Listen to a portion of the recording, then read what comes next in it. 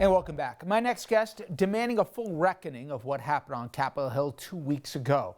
Now, we already know that some of her Democratic colleagues in Congress accusing a few of their Republican colleagues of actually helping the rioters case out the Capitol the days before the attack. And now, Congresswoman Sara Jacobs has sent a letter to the Pentagon for a full investigation into any current or former members of the armed services who participated. Let's bring her in. Democrat from California, Congresswoman, thank you so much. I appreciate the time.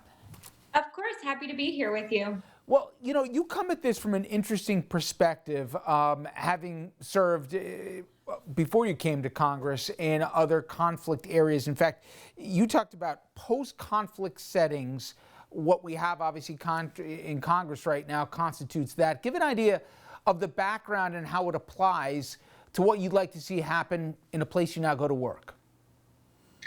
Yeah, I worked at the State Department and at the UN in conflict stabilization, in post-conflict settings, post-coup transitions. And what I learned is that the most important thing after any incident of political violence is accountability. When you look at places where you don't have the highest level of accountability the first time an incident like what we saw happened, you are more likely to get future incidences of violence, coup attempts, etc. And so I think it's incredibly important that we hold anyone who encouraged, incited, or committed an act of violence on January 6th accountable so that we can prevent future violence and get back to the work of bringing our societies and our communities back together and rebuilding our country.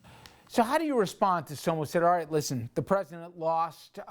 He was said not only inflammatory but irresponsible things, but with all the crises facing this country, let's move on. He's already paid the price politically. How would you respond to them?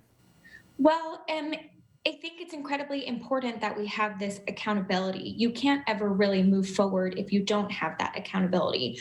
We could muddle along, but eventually not having this accountability will lead to further violence, will lead to further fraying of our communities and societal ties. And so in order to move forward, in order to get back to addressing all of these other crises, we have to have accountability.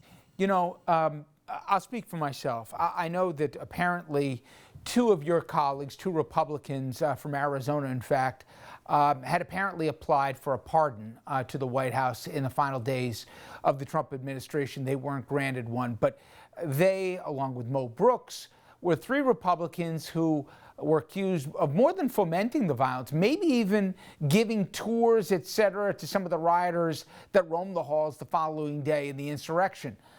I don't know I could go back to work with those people. And I don't know how much investigation we will need if we can already see that they basically walk people around against policies that were already in place because of COVID, obviously.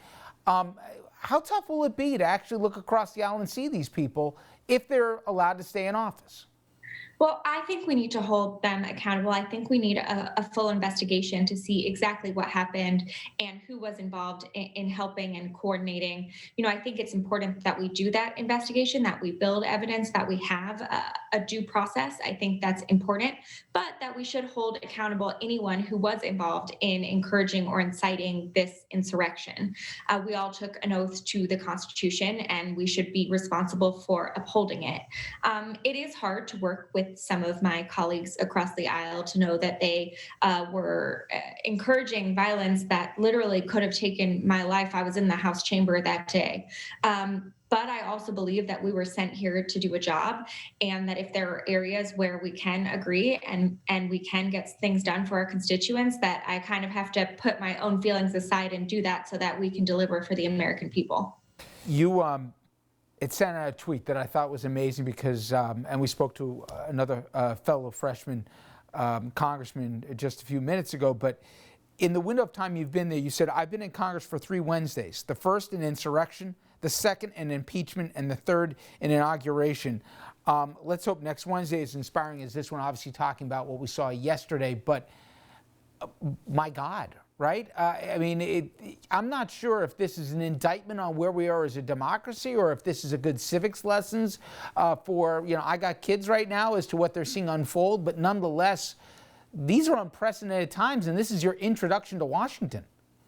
Well, suffice to say, this is not what I was expecting my first 3 weeks to be like. I gave my first floor speech about impeachment. It was not what I was planning my first floor speech to be about. But unfortunately, I feel like my background and my experience uniquely positions me to be able to work to bring our country together. And so, in a way, I feel very humbled and fortunate that I am here at this time. And that while I do hope these are the most exciting 3 weeks I ever have in my congressional tenure, I do feel the weight of responsibility to be able to address this white supremacy, address the violence that we saw, and also address the public health and economic crises that were already affecting so many in our country.